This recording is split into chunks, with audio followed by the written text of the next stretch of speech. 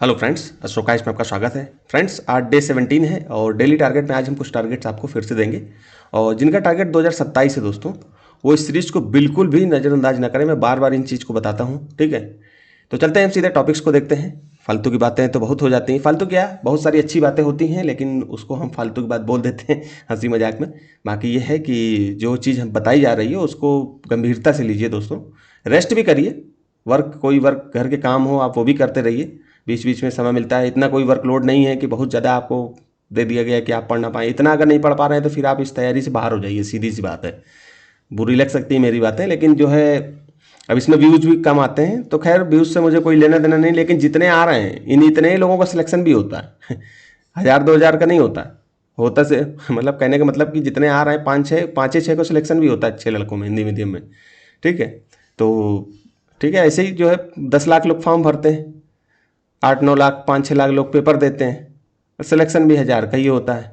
सीधी सी बात है, तो समझ सकते हो। तो इसीलिए है कि ऐसे लोगों का सिलेक्शन भी होगा, तो मेहनत जो करेगा भाई उसका सिलेक्शन होगा। इसलिए जो है ये सब बातें जो हमारे बच्चे हैं हमारे साथ जुड़े हुए हैं उनके लिए हम काम कर रहे हैं, तो उनको जो है मेरे हिसाब से मेहनत करनी चाहिए, तभी आपका सिलेक्शन होगा, ठीक है। बहुत सारी उम्मीदें आप पर लगी रहती हैं, आपके माँ बाप की, कुछ बड़े भाई छोटे भाइयों की, घर के लोगों की।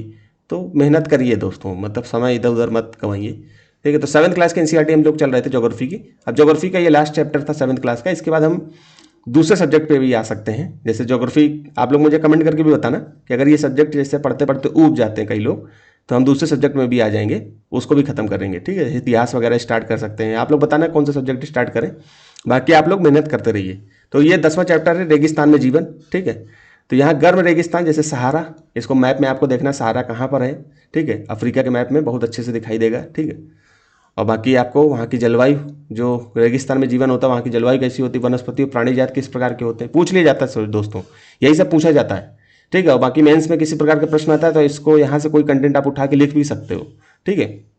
वहाँ पर किस प्रकार के लोग होते हैं, ठीक है। ठंडा रेगिस्तान कैसा होता है, जैसे लद्दाख आप मैप में देख सकते हो। ठंडे रेगिस्तान भी 2 प्रकार के होते हैं ना, 2 प्रकार के होते हैं रेगिस्तान। आपके लिख देता हूँ, वैसे तो पता ही है आपको, लेकिन रेगिस्तान भी एक ठंडा रेगिस्तान हो गया और आपका एक गर्म रेगिस्तान हो गया, ठीक है। शुष्कता दोनों में होती है, शुष्कता दोनों में होती है, शुष्क होंगे तभी रेगिस्तान होंगे, लेकिन आपके ठंडे भी होते हैं गर्म भी होते हैं। तो ठंडे रेगिस्तान में आप लद्दाख का उदाहरण देख सकते हो, ठीक है। फिर वनस्पति जात और प्राणी जात के बारे में पता होना चाहिए यहाँ के भी।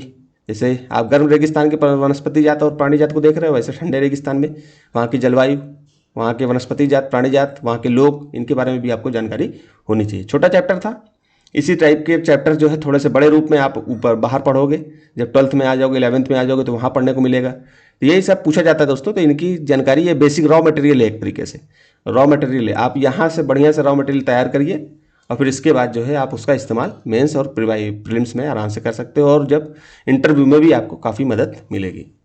तो हम चलते हैं पॉलिटी पर। पॉलिटी का चैप्टर है ये 11th क्लास की पॉलिटी, न्यू एनसीईआरटी है, ठीक है। इसमें कार्यपालिका चैप्टर का नाम है, इसको 4th चैप्टर है। 3rd चैप्टर हमने जो है पढ़ाई कर ली थी, अब ये 4था चैप्टर है, इसको पढ़ना है। तो कार्यपालिका क्या है आपको पता होना चाहिए। कार्यपालिका, न्यायपालिका और सरकार हमारी किस तरीके से बनती है। कार्यपालिका न्यायपालिका विधायिका से मिलकर बनती है, तो हम लोग कार्यपालिका को पहले पढ़ते हैं। भाई 3 अंग होते हैं सरकार के, ठीक है। 3 अंग में आपके कार्यपालिका होती है, ठीक है, शॉर्ट में लिख रहा हूँ। न्यायपालिका हो गई और आपका विधायिका हो गई, इन्हीं तीनों से तो मिलकर सरकार बनती है। तो हम लोग कार्यपालिका को स्वतंत्र रूप से पहले पढ़ के देखते हैं। तो कार्यपालिका क्या है, कार्यपालिका कितने प्रकार की होती है, कार्यपालिका के प्रकार आपको पढ़ना है, ये बॉक्स में दिया होगा, आप इसको देखना है, ठीक है। श्रीलंका की अर्ध अध्यक्षात्मक कार्यपालिका, इसके बारे में पता होना चाहिए, यहीं से सवाल बन जाते हैं। अभी श्रीलंका का मामला चल रहा था, यूपीएससी ने प्रश्न पूछा है इसी तरह पर।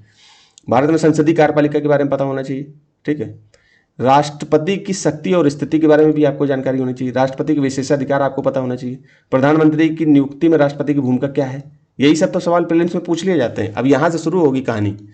फिर आपकी भारत का उपराष्ट्रपति के बारे में पता होना चाहिए। अभी धनखड़ साहब ने इस्तीफा दिया तो उस पर जो है मामला रहता है, तो इस तरह के प्रश्न बन जाते हैं। तो बेसिक ऐसे ही होते हैं, बेसिक यहीं से तैयार कर लोगे, आपका काम हो जाएगा करंट में कोई भी मुद्दा चल रहा हो। फिर प्रधानमंत्री और मंत्रिपरिषद के बारे में पता होना चाहिए, ठीक है। मंत्री परिषद का आकार, एक आप मुझे ये बताइए कमेंट करके, मंत्रिमंडल क्या होता है।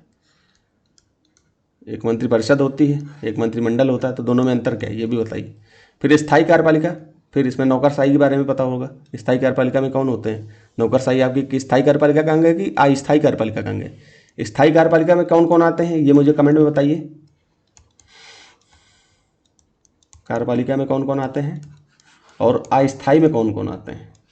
पहला नंबर स्थायी कार्यपालिका में कौन कौन आते हैं, अस्थायी कार्यपालिका में कौन कौन आते हैं, ये पता होना चाहिए आपको।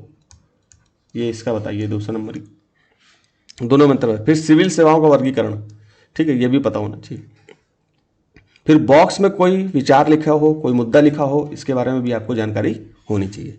फिर विजन आईएएस के करंट अफेयर की मैगजीन को देखेंगे तो हमने पूरी मैगजीन अपने पूरी तरीके से पढ़ ली थी, इसको रिवीजन करना था, ठीक है। तो इसमें ज़्यादा बातें ना करते हुए सीधे आपको इन चीज़ों को फिर से पढ़ना है। अगर कोई, मैंने आपको कई बार बोला है कि कोई भी चीज़ समझ में नहीं आ रही है तो आप हमें कमेंट करके बता सकते हो, तो उस पर हम सुधार करेंगे, ठीक है।